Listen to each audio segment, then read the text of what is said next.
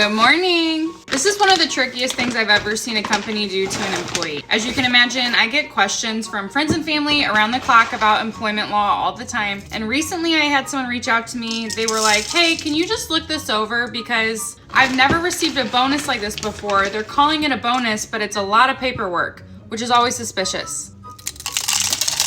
Oh, that made a huge mess. Of course, I was very intrigued, so I was like, sure, send it over and I'll look at it.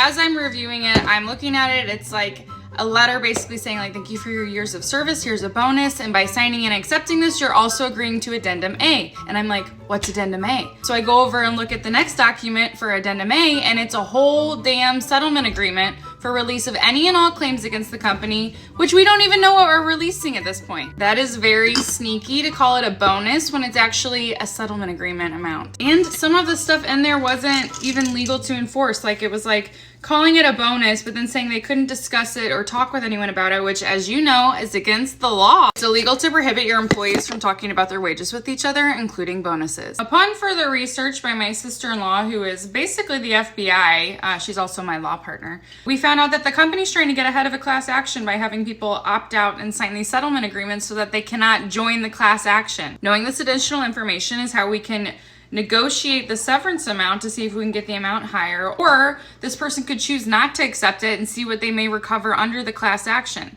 To be careful, whatever you're signing at work, just because they call it something doesn't mean that's what it is. Don't let them trick you.